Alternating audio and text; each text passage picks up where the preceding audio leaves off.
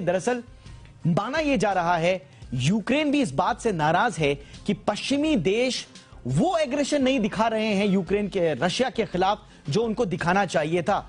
War से पहले तो कहा जा रहा था आप आगे बढ़ो हम तुम्हारे साथ हैं, लेकिन जैसे ही रूस ने अटैक किया हर कोई पीछे चला गया और अब वो कागजों पर अपने ट्रीटीज को, इंटरनेशनल लॉज को, एथिक्स को खंगाल रहे हैं और यूक्रेन इससे खासा नाराज है। अब यूक्रेन साफ तौर पर कह रहा है कि पश्चिमी देश अगर सीधे वॉर में हस्तक्षेप नहीं करना चाहते तो एक काम करो, हम नाटो में भी नहीं जाएंगे, एक काम करो, लेकिन वो शर्त आपको हमारी माननी पड़ेगी। वो शर्तें क्या, जरा फटाफट से आपको बता देते हैं।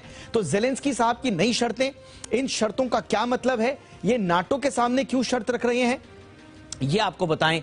जेलेंस्की की नई डिमांड, पहला, पूरे इलाके को नो फ्लाई जोन घोषित किया जाए। ये जेलेंस्की साहब कह रहे हैं पश्चिमी देशों से कि आप हमला मत कीजिए, कम से कम नो फ्लाई जोन तो घोषित कर दो। नो फ्लाई जोन घोषित हो जाएगा तो रशियन जो एयरफोर्स है, जो अभी तक पिक्चर में नहीं आई है, वो नहीं आएगी, और अगर आएगी तो उसको फिर इसका खामियाजा भुगतना पड़ेगा। कुछ तो डिटरेंस होगा, पहला।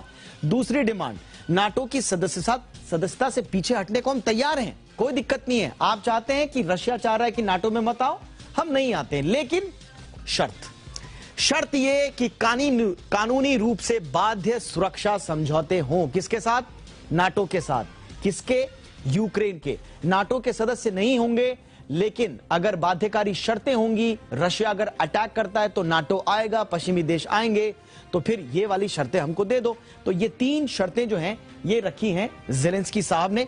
इसके अलावा भी कुछ बातें कही हैं, लेकिन क्यों कही हैं, ये पूरा का पूरा कॉन्टेक्स्ट जो है वो था दूसरे दौर की बातचीत का। लेकिन जेलेंस्की साहब ये भी चाहते हैं कि पड़ोसी मुल्कों के साथ विशेष संबंध हो। पड़ोसी मुल्क कौन? रशिया नहीं, नीचे की साइड जो पड़ोसी मुल्क है जो नाटो में हैं, उनके साथ विशेष संबंध हो ताकि कोई दिक्कत हो तो वो उनकी मदद के लिए आ पाए।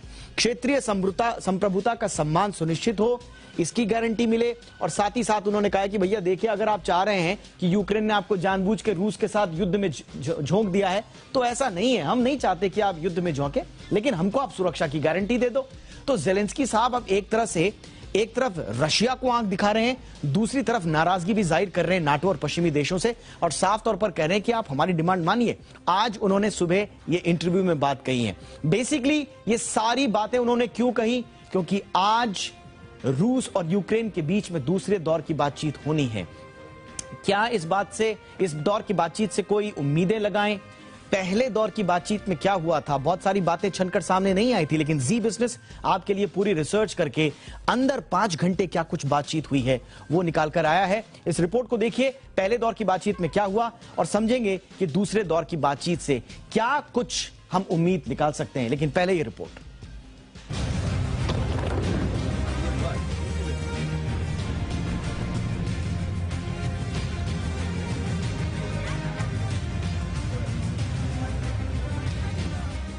यूक्रेन पर हुए आक्रमण के बाद से वहां से चंद राहत भरी खबरों में से एक थी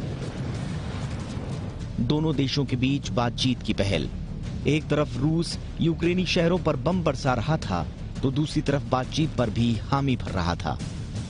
जैसे तैसे 28 फरवरी को रूस और यूक्रेन के प्रतिनिधि एक टेबल पर आए।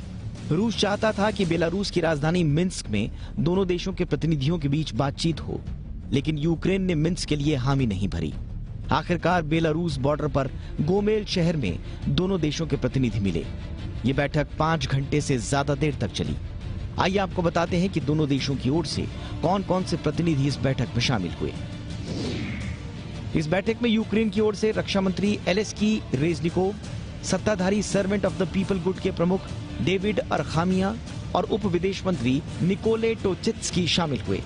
जबकि रूस के प्रतिनिधिमंडल में मिन्स्क में मॉस्को के राजदूत, रूस के उप रक्षा मंत्री, एक वरिष्ठ सांसद और राष्ट्रपति व्लादिमीर पुतिन के सहयोगी व्लादिमीर मेंडिस्की शामिल हुए।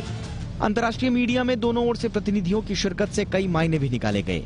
कहा गया कि यूक्रेन ने बातचीत के लिए जहां अपने रक्षा मंत्री को भेजा, वहीं रूस ने प्रतिनिधिमंडल की कमान पूर्व संस्कृति मंत्री मेंडिस्की को दी, जिससे साबित होता है कि रूस बातचीत सिर्फ दिखावे के लिए कर रहा है।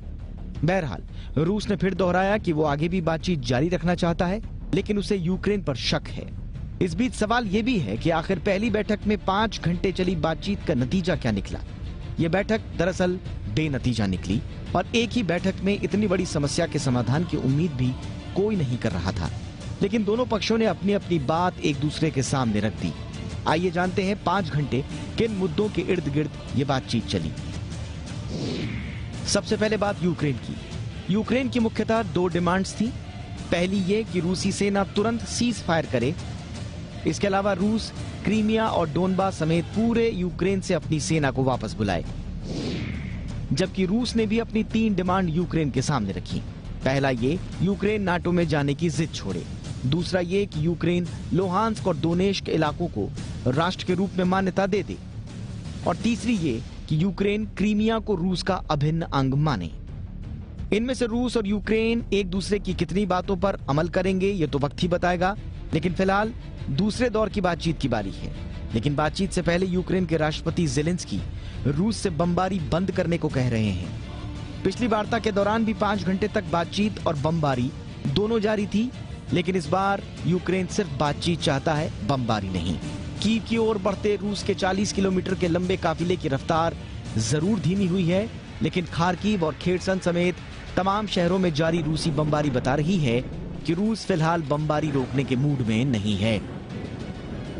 ब्यूरो रिपोर्ट, जी मीडिया।